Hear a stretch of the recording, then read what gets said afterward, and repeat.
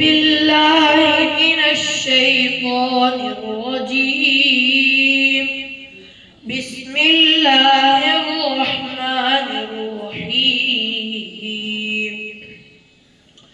فلا أقسم بمواقع النجوم وإنه لقسم لو تعلمون عظيم.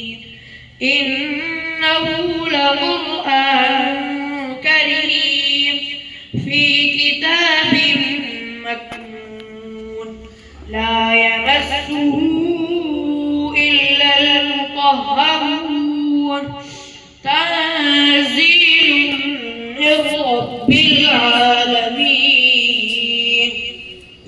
أفبهذا الحديث أنتم مدهنون وتجعلون رزقكم أنكم تكذبون.